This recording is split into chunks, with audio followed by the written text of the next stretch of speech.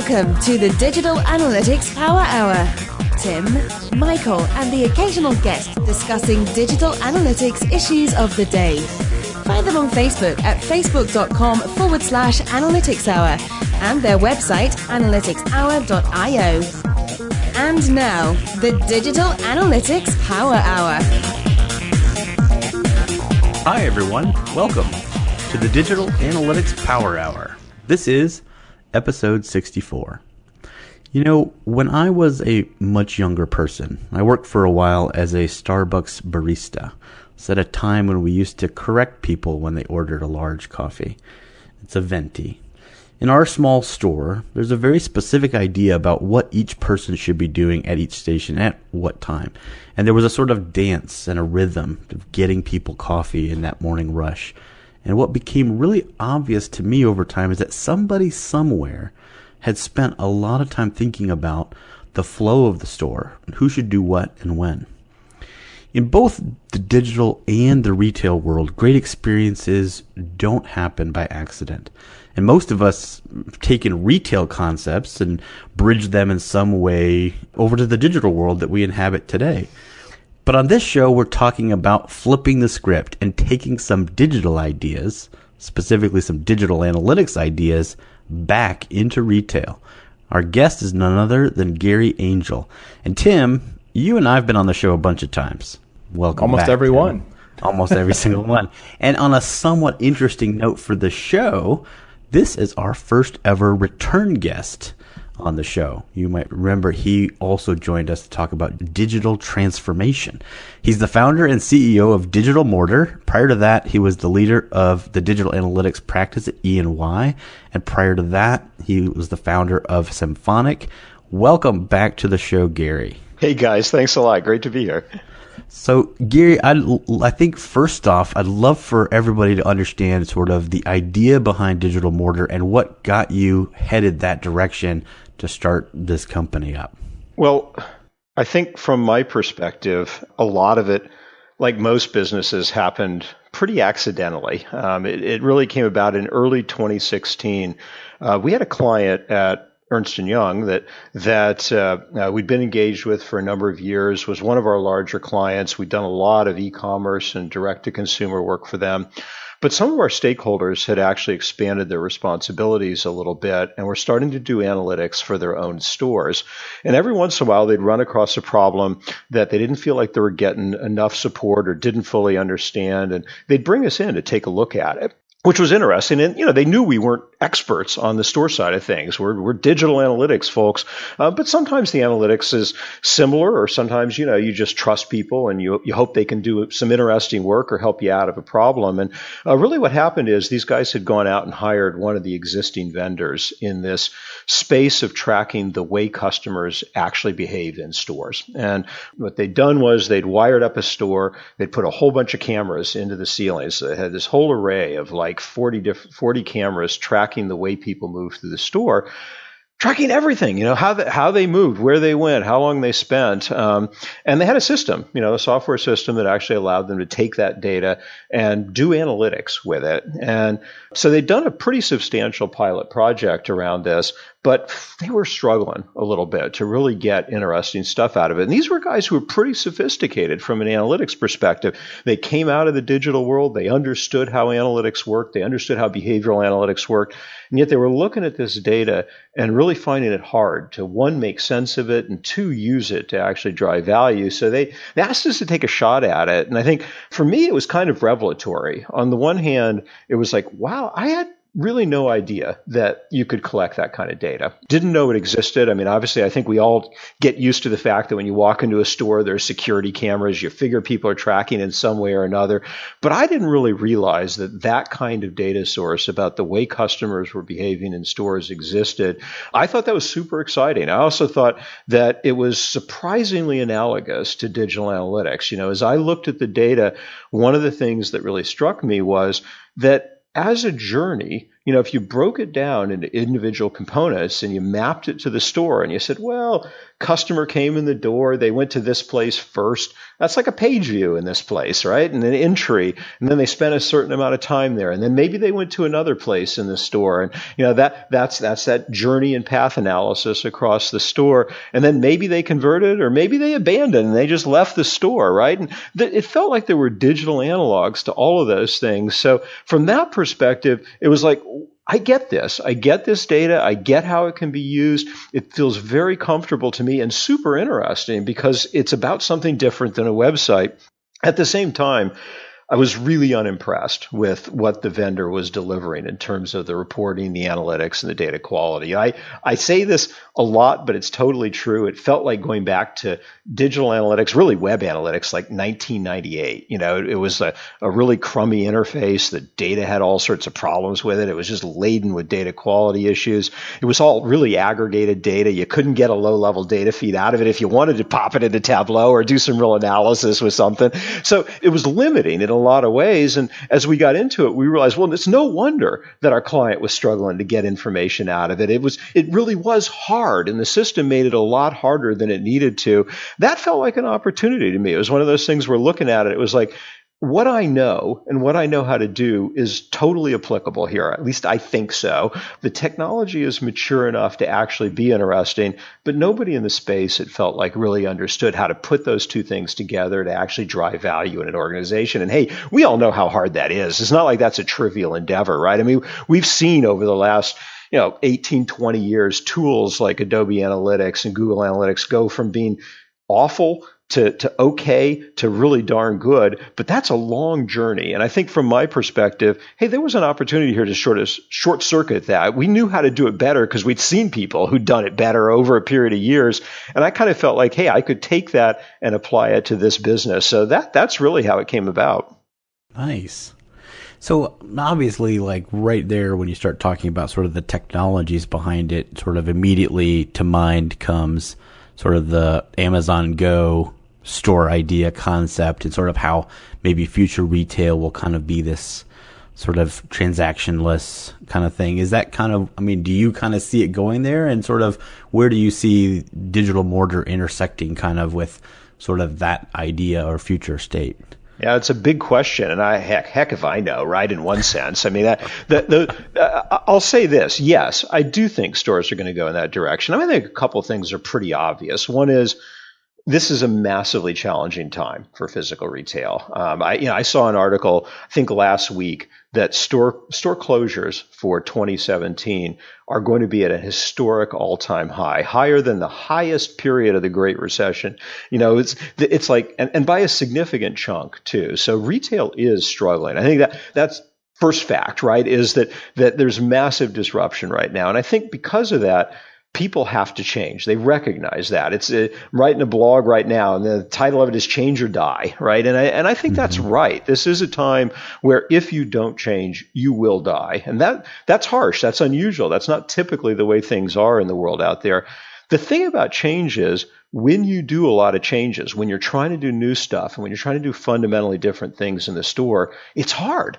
Change is really hard for everybody. It's hard for us as people. It's hard for organizations. It's hard to get right. You mentioned, I'd actually kind of forgotten what my topic was. It's been a long time since I was last on the show, but we talked about digital transformation and just how hard it is for companies to get good at digital. Well, with stores, hey, stores are pretty good at what they do in many respects, but now they're being asked to do fundamentally different things. It used to be the store was all about selling people stuff. But nowadays, if you want to be successful, the trick is you got to make people want to go to the store because they can buy the stuff online just as easily, right? So you got to deliver a good experience out of that. Delivering an experience is in a lot of ways a new kind of business for stores.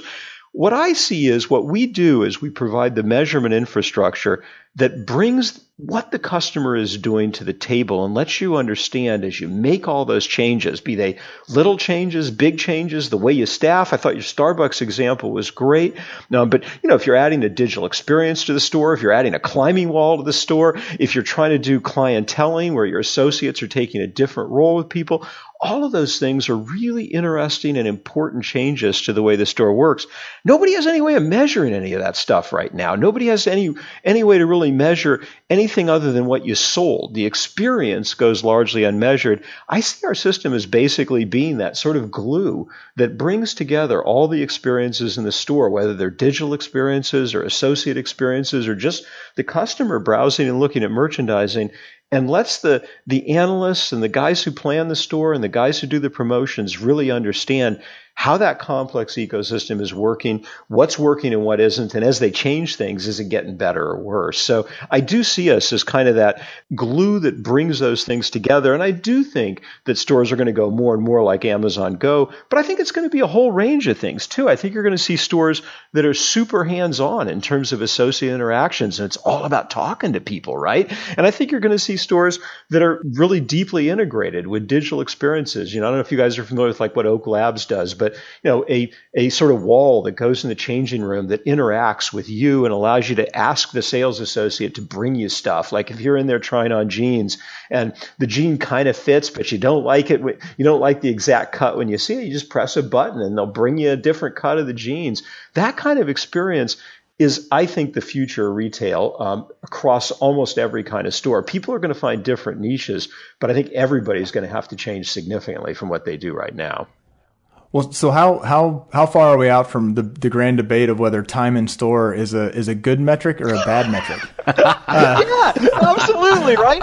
So, it's funny. Nice. One thing I realized as I got into this space is nobody's ever done this kind of measurement. There's a few companies, small that are struggling along to do it. We're now one of them, small, struggling along to do it. But there's no real vocabulary in the industry. And that's interesting. And one of the things that we're actually trying to do is name stuff. Like, what does it mean when someone actually spends time with in a place in the store? What do you call that? Is that a dwell? Is that a linger? Is that engagement? What's the vocabulary for that? And you're right. I mean, we're going to have all those same debates, right? But it's funny.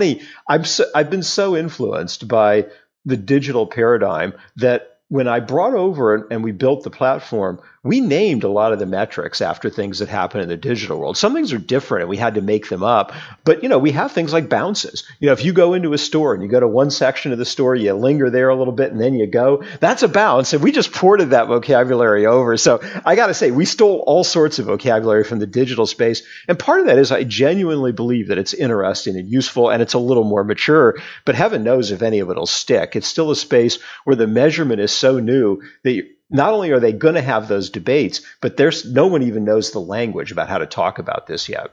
My take on the web analytics, and I think it's still a challenge we're dealing with in digital analytics, is that sometimes it is the technology is kind of the easy part, the data capture, and that kind of tends to lead the thinking about, what are we going to do with this? And even as you're talking about, if you're fundamentally measuring behavior in the store, but part of what you're talking about seems like it's, are they going to come back? What was their attitude? What was their enthusiasm? I guess there are two things. One, do you foresee, or have you already run into, we're trying to measure if this store works better, but we aren't getting the people in, like it's chicken and an egg. Like when I've had people, we want to know what people who aren't coming to our site are doing on the site or want on the site, as well as, I've seen you talk about kind of the combining behavioral with attitudinal data for digital.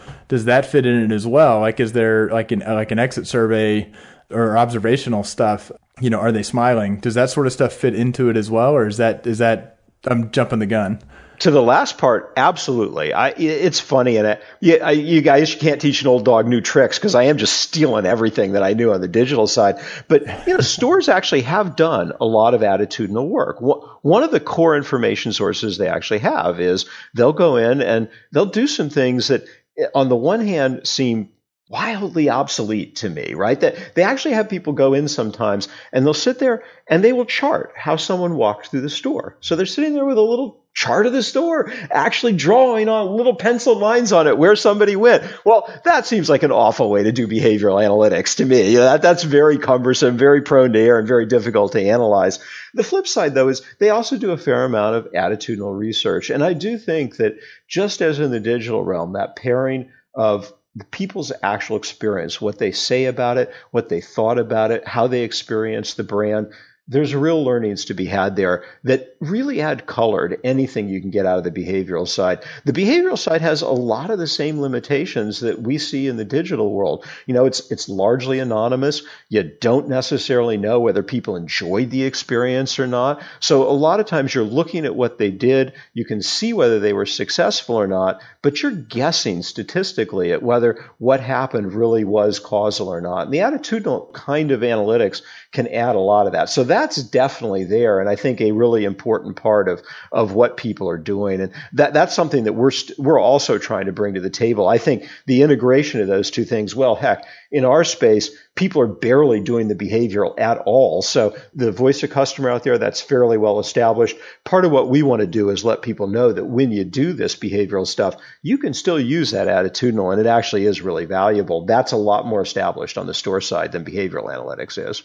Yeah, it makes sense. And sort of the idea of somebody standing there with the clicker, just counting the number of people going past, and it's terrible, right? Yeah, it's how many hits did we get today? Exactly.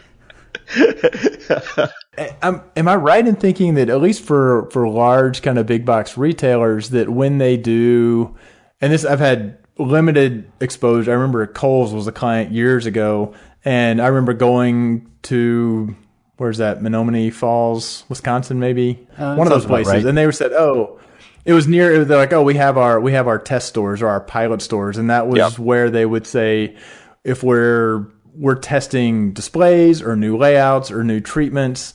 And I guess it didn't really occur to me then to actually say, it's great. Or even I'm in Columbus, Ohio, or Dublin, Ohio, where Wendy's is. And so they'll have their test stores where they're trying new food items or even new layouts of the stores or the QSRs. But how are those companies evaluating what's working or not in those cases now? Or maybe let me flip it another way. When you're talking about doing in-store measurement, is that often going to be at sort of a handful of test stores, or is that often intended to be at all your locations, so you get kind of smaller changes you can make and see? That's like 6 questions all jumbled together. Yeah, I'll take that last one because I think it's hugely important. And frankly, I'm still trying to figure it out. I think when I looked at what people in the space were doing, it mostly broke out into 2 categories of analytics companies. And I'm probably over dignifying them by calling them analytics companies. But on the one hand, there are door counting companies, people whose essential business is just what we were just talking about. When you do that clicker, how many people came in the door? When you do door counting, that's to generate a KPI for the organization, because what they're doing is, hey, they know what they sold, right? So they know how many people they had at the cash register, and they know total goods sold. And then that door counting gives them the opportunity. They divide the two and they get their store efficiency metric. It's not a very good metric, but that's what people have used. So door counting is something that if you do it, you put it in everywhere, because it's not a test thing, it's a KPI thing.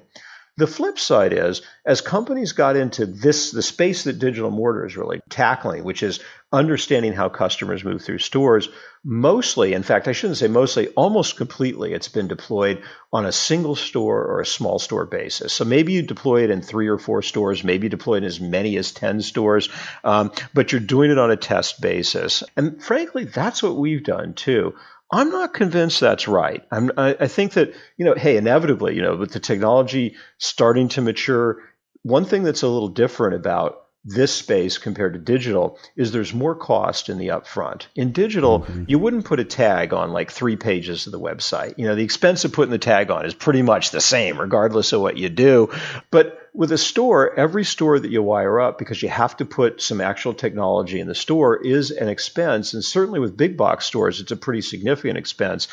So that means people are reluctant to go out and do fleet-wide, and I totally get that. So what they try to do is they try to say, well, we can get learnings by looking at specific stores, and I think that's kind of fair for a certain class of problems. If you're looking at store layout issues, and if you've got 6 different layouts of stores, well, you have to at least wire up each of the different 6 layouts, right? Because if 2 stores are fundamentally different in layout, it does you no good to infer learnings from one to the other, based on that. So you at least have to cover your layouts. The other thing I think is super important is at least doing some regional coverage, right? Because stores are really different. And, a store in Wisconsin is not going to behave like a store in Manhattan, which is not going to behave like a store in Miami or San Francisco. So I think some regionalization is super important. Seasonality is different. Your customer base is different. The surroundings for the stores are different. So from that perspective, I think you have to go beyond like one store. I think one store is awful, but is the right strategy, covering like key stores by configuration and region? Maybe. I'd love to get to the place where it's truly comprehensive. I think that's really where measurement has value. I think that allows you to take that measurement and not only understand what the broad trends are, but what's different about each individual store, what really works differently.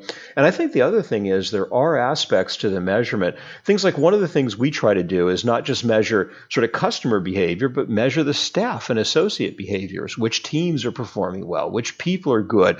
If you train people, what kind of difference does it make? If a customer walks into a section, how long should you let them browse before you actually approach them? Well, the truth is those things are going to be different probably across almost every store. So there are cases where I think, depending on your business problem, sometimes you need to have comprehensive measurement. There are analytics problems you can tackle without it. Most of what we're doing is still very much in the proof of concept type stage where it's, I really try to talk people out of doing one store, but a lot of what we're doing is like 4 or 5 stores up to about 10 stores. And I think that's valuable. I'd still love to see, hey, not just from a business perspective, as a measurement guy, I'd ultimately like to see people do this everywhere. So you're saying we're a little bit away from two-tiered segmentation in Yeah, we are. I've tried to work those segmentation concepts into what we're doing, Yeah. and sometimes it has real applicability. But boy, this is a lot more primitive than digital analytics right now. Yeah, but I mean, if you think about and just keep going down that path, eventually the application of both behavioral and potentially demographic data at the point of interaction is all stuff that could, in theory, be part of the store experience, down the road. No question. No, that is really true. And I'd also say that there's a lot of additional analytics that we never had to think about from a digital perspective that are in play here. I mean, I think, the associate interaction I talked about is part of that, right? That whole human element adds a whole bunch of different data points and different kinds of data points that we're used to dealing with that we're still learning about. But it isn't just there. Things like weather are much more impactful in the online world than they are in the digital world. The music that's playing in the store, right? We never had to think about that. But websites aren't backgrounded with music by and large, right? But there's music playing when you walk into stores, and what's playing actually makes it. Right? Yes, exactly. Yeah, we all did try that for a little bit. Yeah. But the store's a very complex ecosystem with a lot of different factors going on with it. I think analytically, it's super, super rich, and of course. The other thing, and this is a place I do get asked about a lot, partially because I come out of the digital space, but there's tremendous interest in that omnichannel join. Can I take this in-store data? Can I pair it up with the digital data? Well, sometimes you can. There's still real challenges to doing that. But when you can, that's really fascinating because now all of a sudden, when you do things like display remarketing, you actually know what someone looked at in the store, right? And so things like showrooming are a huge issue for retailers. They have a hard time capitalizing on that. But if you can actually understand what customers did in store and use that as part of the communication strategy, you're likely to get a lot more value out of it. So I think there's incredible untapped opportunities in the data, but there's still a lot of work to be done just to get it to the point where you can actually use it effectively. Yeah, and certainly if our listeners read Kevin Hillstrom, who is sort of on another aspect of the retail side, he goes on epic Twitter rants a lot about how omnichannel is like not so great, but actually digital needs to help drive to retail. And like what you just said, Gary, is, well, how do we join that data so that digital is both informing retail and retail is informing digital, so that you can take your best customers and give them a reason to be there in the digital, in the retail store.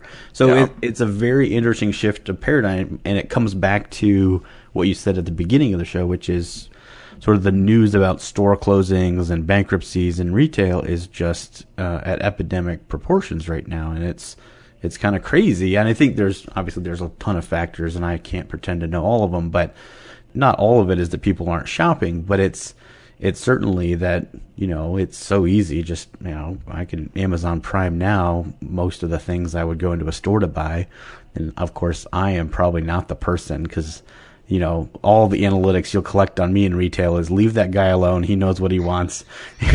You'll just make it worse if you try to talk to him. Yeah. Hey, I'm kind of in that segment too, I got to say, yeah. But wouldn't it be great if the store knew that about me? Like I would be okay with that. And then they leave. And then if I sort of give you the high sign, then come over and I've looked on every aisle and I can't find what I'm looking for. Now I'll go to my last resort, which is, and it's sort of like the navigation versus on-site search, right? It's sort of I'll find it versus go ask somebody in the store, and people self-select into like maybe one of those two navigational approaches. I'm totally on board with that. From my perspective, I'm like you. I'm one of those guys where, by and large, if I walk into a big box electronics store, I know what I'm shopping for, and I probably know more about it than the person who's walking the aisles. And I don't want to hear them. I don't want to, and I'm kind of shy too. I don't even want to talk to them. I don't want to have them come up and pressure me to buy something. So it actually keeps me out of those stores, right? And yet those same techniques can be really effective with a different class of customer. And that ability to segment those populations and understand which is which, that could legitimately create a really much better store experience for everybody, where the people who want the staff attention are getting it, and they're getting more of it because the staff are freed up to concentrate on them. And the people who want to be left alone are getting a better store experience for them too. And I got to believe the store as a whole is going to benefit from that. So no, I think it's very similar. And I think that one nice thing about this is that in some respects, there's actually more data in store than there is from a digital perspective. It's a little harder to glean, and it's a little harder to use, but it is a really rich data environment. Yeah, people in the store, they can't clone themselves. And the equivalent of opening up multiple tabs on one website and totally bastardizing their session. Yeah, that's right. Maybe we'll figure out a way to do that in store, but I don't think so. That feels like it's a long way away, right? It's funny, I remember will work. Yeah, well, there are a few more finite paths, and I laugh that I didn't create it. I think a lot of us use the explaining the difference between a visit and a page view with the bell on the front of the door. So it's come full circle. I remember 10 years ago trying to explain digital metrics in terms of physical store behavior. Yeah, it has come full circle. And I got to say, that's something, obviously, hey, most of our audience are probably digital folks. But, I look back on that and I legitimately think we have a lot to be proud of in the digital analytics community. We took a discipline that was incredibly immature, had no vocabulary, no understanding of how it worked, was new and really different.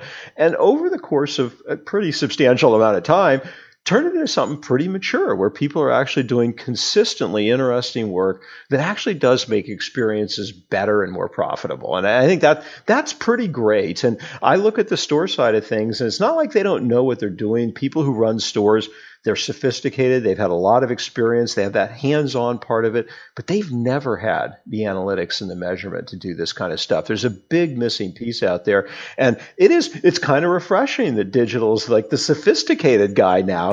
And we can actually sort of, be proud of that, I think, and bring this stuff over and say, hey, you've got some stuff to learn here, because we've actually spent a lot of time figuring out how to think about a website as a funnel, and how to drive people through it, and how to segment them, and how to personalize that experience. And there's just a heck of a lot of learnings there. If we look back on it, we've actually done some pretty interesting stuff. So how do you start? Like, as you've said a lot of things, you've got associate interactions and associate training. You've got the layout of the store. You've got placement of products. You've got the music. So what is kind of what's the approach if you've got a prospect or a client who says, I want to do in-store analytics? How do you figure out which aspect of it to chase? And I guess on one front, do you have to figure out which technological solution to get the data capture based on kind of what their budget is and what problem they're trying to solve? Like, how do you approach it? Like, if they say we can't train our associates, you don't need to go trace that, or we can't retrain them. Like, where do you start? Yeah. Well, I'll tell you where I start, and I think it's a pretty plausible place to start. I think the core of it is the customer journey. The core technology from my perspective is how the customer moves through the store. That's fundamental. Now, you got to keep in mind that there's at least one other data source here that's equally fundamental, but retailers have already got it and know how to use it, and that's point of sale. That's what they sold, right? And in digital, it's not that dissimilar, right? In one sense, cart checkout was often handled by back office systems. So you might not have a digital analytics system, but you might have known what you sold on your website, right? Digital analytics gave you all the color, all the other picture, how many people we lost, who bought, what their experience and what their journey was like. The core technologies here start with the customer, and that's what they give you. You don't get music. You don't get weather. You don't get associate tracking. What you get is the customer journey through the store. I think that is a good place to start. I'm not sure it's enough, and there's certainly questions you can't answer if that's what you have, but I think that's the core data source, and that's usually what we start with. To get that core customer journey, there's really, even there's core technological choices you have to make. There's really maybe 3 or 4 different ways that people have sort of hit upon to do this from a technology perspective. The big ones are camera, which is pretty easy to understand. I think we all understand how cameras work. And I think what I'd say about the cameras is what they do is they essentially just detect that there's a human being in their field of vision, blob it, and then track that blob as it goes across their field of vision. And then they just report that data source up to the cloud.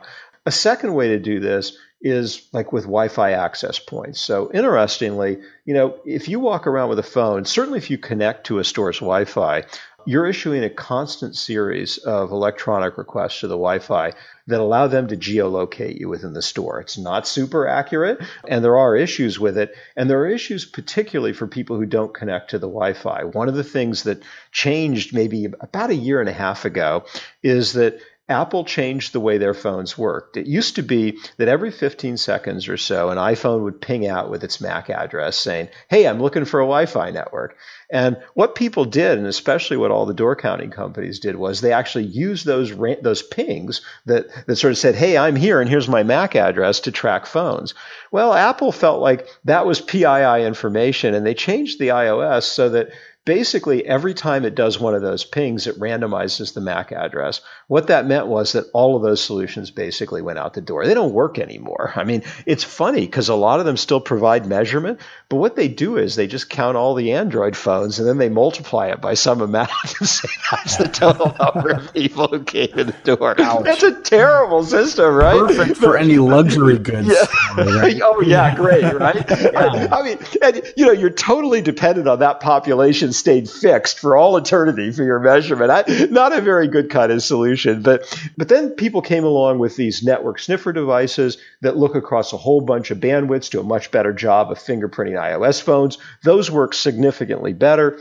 And people also use, obviously, things like their mobile application. If you're in your mobile application, you've permissioned that. That can issue out pings, and you can positionally track people that way. So there's actually a range of different technologies for doing just the physical tracking of the customer. And they all have drawbacks. None of them are perfect. I think, they range in cost from very inexpensive to quite expensive. And they all have data quality and in some ways data collection issues. So one of the big things we had to do when we first sat down in the space, obviously we're not engineers, we're analysts, right? And we looked at every friggin' hardware solution out there. I looked at, there was a guy out there, and it's actually a pretty interesting solution, but they have these pressure sensors they put in floors that they use for door counting. So as you walk through the entranceway, the pressure sensors pick up how many people are walking across the floor, right? It didn't really meet our needs because you couldn't really track people's journey over time. But there's a whole bunch of technologies out there. And, as we got into them, boy, I just found that everything had challenges. And we're still living with that. We've basically decided on a particular hardware configuration that we think works the best. But even that changes sometimes from client to client. Really large footprint clients, we might do it a little bit differently than a small footprint client. Sports arenas, we might do differently from retail stores. There are reasons why the technologies are more applicable to one kind of space than another.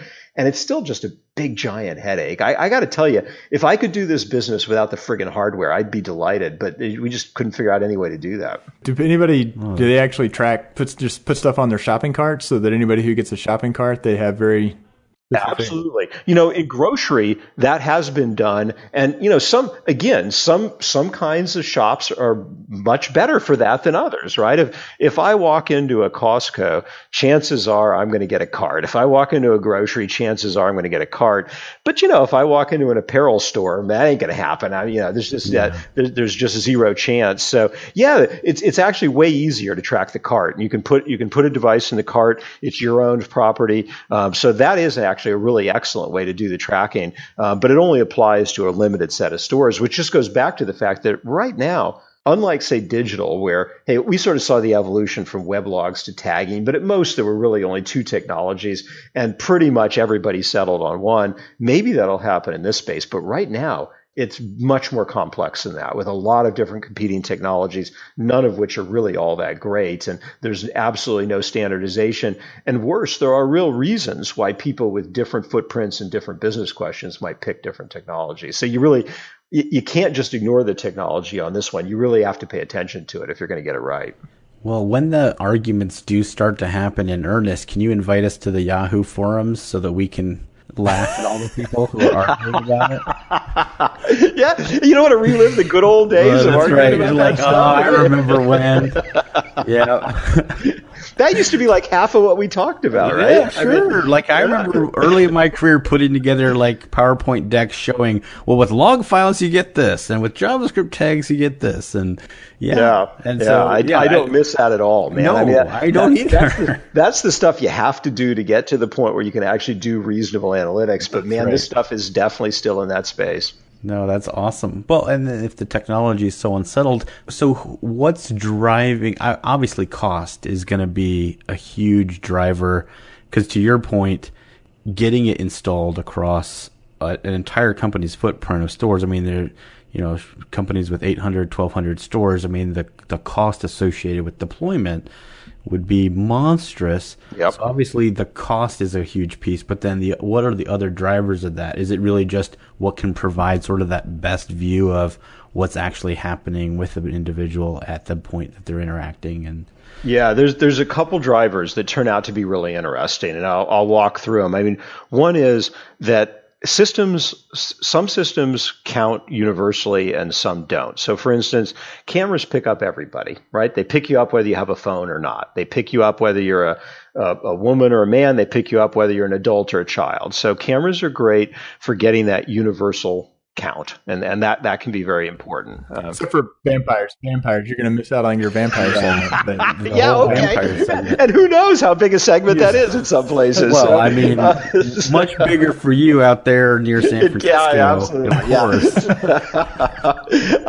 So, okay, I take that back. But cameras, by and large, get a better sample than most technologies. If you're using any kind of electronic sniffer, you're largely dependent on people, A, having the device, which is pretty ubiquitous, but B, also having things like Wi-Fi or Bluetooth turned on. They got to have some kind of electronic signal turned on. So that's important, the size of the sample you're getting and how representative that sample is. If you're using something like Wi-Fi access and you're only measuring people who opt into your Wi-Fi, you've really reduced the sample of people that you're measuring a lot. And you also have to ask yourselves, is that sample even remotely representative of my overall shoppers? So there really are issues around that. Second big thing is positional accuracy. Again, cameras have some advantages when it comes to positional accuracy. When a camera takes your picture, you can pretty much position that person to that spot in the store. With electronic signals, basically what they're doing is they're triangulating on the signal from multiple collection points. And the more collection points you have, the better that triangulation is and the better the positional accuracy. A lot of people who do this in a bad way, they just use the store's Wi-Fi access points. Maybe there's 2 of them.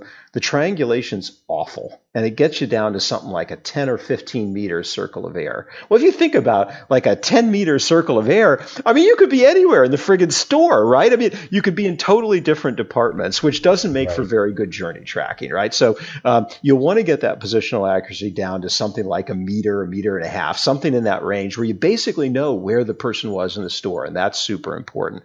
So far it sounds like camera would be the ideal technology. It turns out cameras have a huge issue too, though. One of the things about cameras is that the way they've been architected is they have a real challenge actually following people from camera zone to camera zone. So most cameras cover a zone of about 20 by 20 feet, and that's all they can do with accuracy. So if you're going to do even a typical mall store, you're going to have to put a lot of cameras in, and God help you if you're going to do a big box store. It's going to be a lot of cameras. The problem is that these camera systems, they don't actually do like face recognition in the cloud. The way they work is, as I mentioned, they blob the individual right when they're following them. Well, if you think about that, what that means is as you walk from one camera zone to the other camera picks you up, blobs you as an individual and starts tracking you, but there's no way to marry those two blobs. So what happens is with camera systems, you often can't answer even really simple, basic questions like, hey, of all the people who went to jeans in this store, what else did they do? Or the people who went to this section of the store, how many of them checked out? Or even if you have like one great case for us, we were working with a store that had a long wall of product that was about 60 feet long. So it actually had three cameras to cover the zones. One camera said we had 180 visitors in an hour. Another said 240, and another said 200. Now, your guess is as good as mine, whether that meant they had about 600 visitors or whether they had 240 visitors who always crossed the whole thing, right? There was absolutely no way to reconcile that. So that ability to track the journey is something that electronic devices actually do really well. They pick up the journey and they track the whole journey seamlessly. For a lot of the camera systems out there, it's fundamentally broken. So bottom line, every one of these collection technologies has some issues. We actually like to deploy a mix of them. We like to do camera on entry, so we get a 100% count of everybody who came in. We get the basic demographics, things like gender and age, but then we like to tie that up to an electronic signal so we can follow the rest of the journey. And we like to put enough devices out there so we can do it with a high degree of accuracy. That's also, by the way, cheaper because cameras are, by the way, the most expensive part of this whole thing. But is that the way every measurement system is going to look, or is that what we'll be doing 2 years from now? I doubt it. I mean, I think that this is still something that's in a high state of evolution. And I think for us, we spent a lot of time trying to figure out what made sense right now. But it would not shock me at all if 2 years from now it was totally different. And really our objective mostly was to architect a system that could take feeds off a lot of these different technologies and still work pretty seamlessly and well. And I expect to have to use that capability routinely as we go forward. Yeah. So what you're saying is if somebody out there can invent a technology to reacquire the same customers they cross over cameras, that would be a killer app. Doesn't seem that hard, does it? I mean... Well, I don't know. Homeland Security has this, right? Yeah. I mean, I think part of the problem here is not that, I think we all know that things like facial recognition have gotten way better in the last couple of years, and the analytics exist. The problem is that the way these camera systems were architected doesn't allow you to take advantage of it because they were architected with all the processing on board the camera, right? And that camera has enough smarts to do the blobbing, but not enough smarts to do the facial recognition. And I think that's a real issue. I think that will change. I mean, I'll be shocked if, give it a year, give it 2 years, if most of the systems out there aren't able to do that cross-segment join much more seamlessly from a camera perspective. It'll still be really, really expensive. That's still going to be a drawback to camera that might put you off it from like a big box perspective. But I got to believe they're going to solve that problem because it just seems so easy to solve, really, given today's technologies. I can't wait till there is literally a camera-based DMP in the sky where you can figure out what other stores this person's been in today. Yeah, kind of stuff that's going to happen, right? Yeah. I mean, and it's funny too because I never took a lot of the privacy stuff on the digital side that much to heart, and I shouldn't say that. I mean, it's obviously important. Most of the brands we worked with were super sensitive about it, but I was always getting asked, when does it turn creepy? And I'm like, when you actually start using the data, like, the problem was not the creepiness. The problem was people's fear of actually doing anything. And I think we were so far away from being creepy in most cases that I didn't feel like it was a very productive discussion. But it is true. I think that this infrastructure actually is a little bit creepier. I'm glad it's anonymous. I think people do have to be careful with it. And I at least personally find it a little more unsettling than I ever did, cookies on the digital side of things. But I would be, again, surprised if we don't see very similar kinds of evolution with eventually systems being able to track people There's even some of that now. The guys who do the electronic stuff and collect things like MAC addresses, they can do some of that of tracking you from store to store to store. And that is part of the benefit of that technology, and part of what they sell is, creating that kind of interface where you actually get not only what you're doing in store, but what those customers were doing out. So we're definitely going to see the same kind of third-party markets and the same kind of bartering of information. I guess I'm okay with that in some respects. I do prefer, and I've always preferred, the sort of owned analytics where it's, your store and you're just optimizing your store. And I've always been a little bit uncomfortable with like third-party marketplaces trading around people's information. I'd rather be on the, hey, we're optimizing our store side of things. Yeah, thinking of the personalization and the targeting, if you get to the point where you've got the feedback loop where, it's like, if a guy comes into this, if a middle-aged guy comes in and turns right, then make sure the associates know not to approach. If it's a, middle-aged female who goes straight ahead, then, we've got a tracker into the associate that starts a 3-minute timer and says, go over and, approach this person, and provides a personalized experience that probably like brilliant Nordstrom associates had internalized with just their intuition and practice, but trying to have the data feeding that. Makes it better. And you're right. I'm absolutely sure that a lot of associates and store managers pick up and internalize on this stuff just because that's what we do all the time, right? But you also know that anytime you've got a lot of people involved with something, there's the people who internalize it because they pay attention and they're smart, and then there's all the rest of us. And part of what technology does is it brings all the rest of us up to the level of the people who are actually good at this stuff, right? And I think that's where you can really take advantage of it. I also think, and this is really interesting, a lot of people who've gone into digital mortar space, the same kind of thing, have evolved in the direction of focusing on delivering coupons to people as they walk through the store. So the idea is, hey, we can see what they're looking at. We can then real time, pop a coupon to them, and that's a great application. It's kind of interesting, but I tell you, I see two problems with it. The big problem I think we've seen almost universally is opt-in rates for those kinds of programs have been so low that they just don't make a difference to stores. And I think the second part of that, which drives the first part, is I don't know about you guys, but I don't want a bunch of coupons bombarding me while I walk through a store. Yeah. There's a segment of people who care about coupons, and then there's the rest of us who don't want to be annoyed from an experiential standpoint. I don't like coupons, and I think so I think from that perspective, there's limitations. But I love what you just said about, the flip side of that, though, is if we could take that same kind of analytics and use it to steer the human side on the store, the associates, to the right place, to the right customer at the right time, you don't have all those issues. You don't have the opt-in issues. You don't have the customer gets annoyed issues. You're making good decisions about how to deploy the human capital you have in your business. That's not only one of the most expensive components of a store, but really the part where you can get the most competitive advantage. I think that's more where I think we're going to be focused when we get to things like real-time messaging. It's not driving coupons out to folks as they walk through the store. It's letting associates know what the service opportunities are and who they should be talking to and what the right conversation is. Oh, that's cool. And those associates will be AIs anyway. They'll be AI robots anyway. So. All the rest of us may get replaced with AI robots, but those associates in stores will probably still be people, right? I mean, that's one of the funny things about that is that some jobs that you might have thought were immune to AI may not be, and some jobs really are, even though they don't seem all that hard. Man, so this is such a great conversation, Gary. It's so great having you on the show. Unfortunately, we'd have to move towards a wrap up, but yeah, it's going to be so interesting, just to watch how this develops. So thanks again for coming. One of the things we do on the show, we do a thing called the last call, where we just go around and talk about something we found that's interesting that maybe our listeners want to check out. I don't know, Gary, if you've got anything that's a last call, but I'll let you kick it off.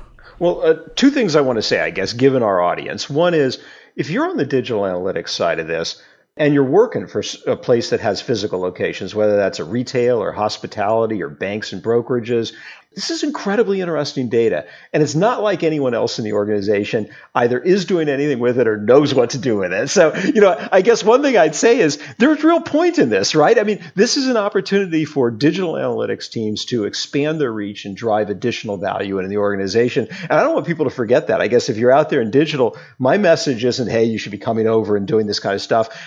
Maybe you should, but part of it is within your organization right now, there may be a real opportunity to do this stuff. And it's fascinating. I just think it's the coolest stuff around.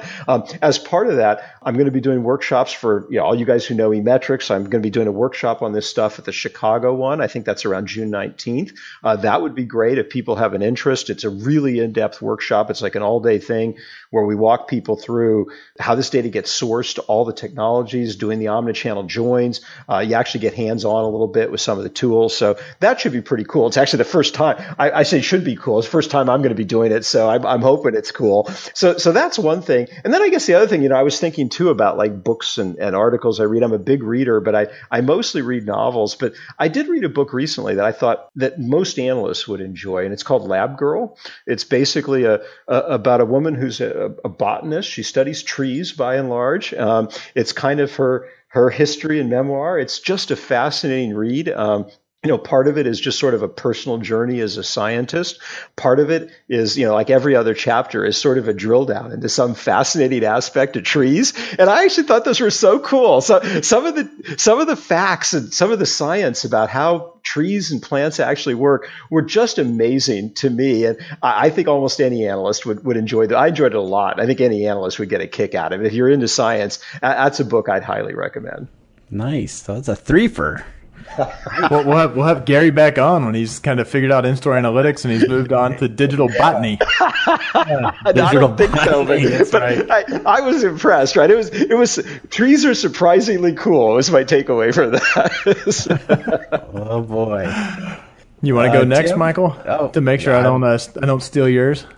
I've got a couple. Well, obviously, in light of the show, I'd be remiss if I didn't talk about the new Amazon Echo Look, which they launched a little while back, and are sort of, and again, this is sort of Amazon is moving towards retail, like a device that's going to tell you which outfit is the best outfit. That's crazy. Anyways, that was kind of just in the news recently, and I found it fascinating and sort of tangentially related. But actually, what I wanted to talk about was I read an article not too long ago, a while back, I don't know, about a professor at the University of Michigan, and he wrote an article talking about how he banned his students from any projects that allowed exploration or freeform exploration of data. He teaches a data visualization course, and he basically won't let them submit projects where exploration of the data, they have to have an end in mind. And the article was profound because it answered a lot of questions. Like, there's all these things on the academic side that you sort of have as intuitions over here in analytics for those of us who aren't very academically minded. Probably like Christopher Berry knows all about this, but that was really fascinating to me. Really good article, and it kind of like cemented a number of things in my head that was like, yeah, that's why it's really bad to just sit an analyst in front of an analytics data set and be like, go find some insights. Yeah. It's like, whoa, not very productive. What insights should I be trying to find? It's like, yeah, the promise of data is not that you suddenly get tons of access to it. And so it's really cool to see someone with an academic mindset explaining his philosophy behind it. And anyways, really good read. We'll put a link to that in the show notes. What about you, Tim? Well, I'll follow the pattern and have a 2-for-1 that is related to the show topic that was inspired. So have you guys heard about the kind of crime prevention robots that they've started to develop? So it is taking the role of the security guard in some locations. But really specifically, I wanted to call out the drunken man who assaulted the robot, I think in late April. And it was a 300-pound K5 security bot that he pummeled, and apparently the robot did what it was supposed to do. It just fell to the ground and called for help. The quote in the one article I saw that was, the robot has recuperated from his injuries and is back on patrol, keeping our office and employees safe again. So that just kind of cracked me up.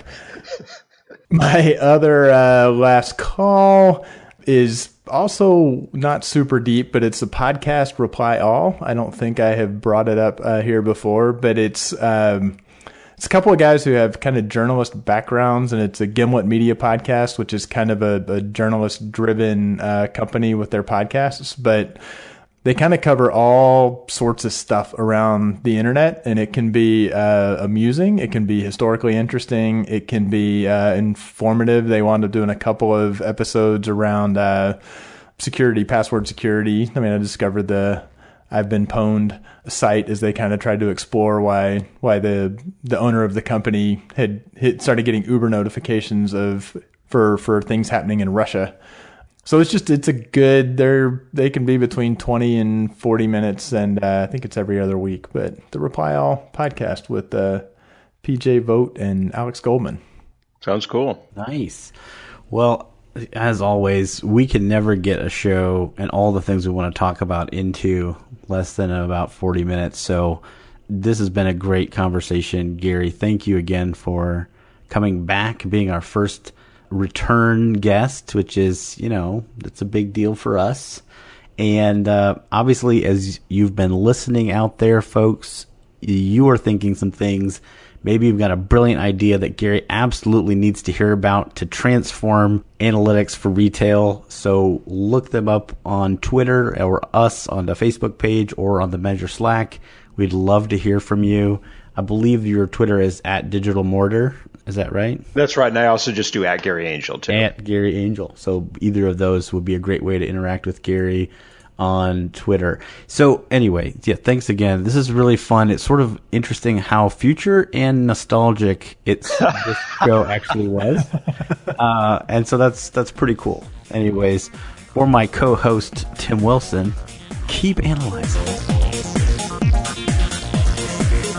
Thanks for listening, and don't forget to join the conversation on Facebook, Twitter, or Measure Slack group. We welcome your comments and questions. Visit us on the web at analyticshour.io, facebook.com/analyticshour, or @analyticshour on Twitter.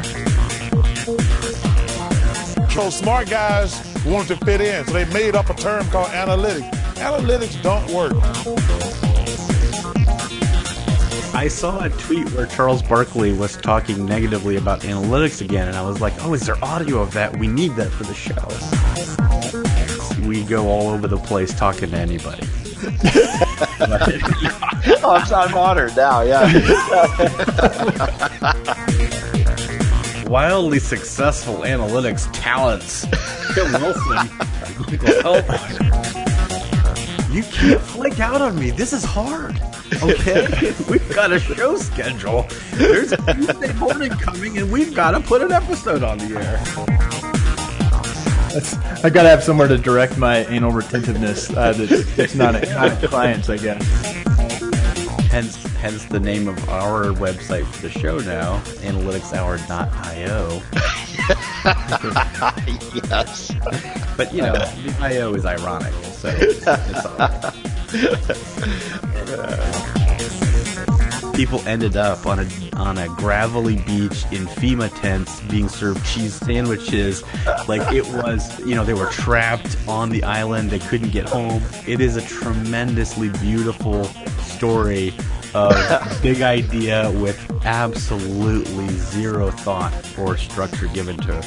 So that's the podcast experience you're promising people, isn't it? Come on down to the Digital Analytics Power Hour. Rock, flag, and analog bounces.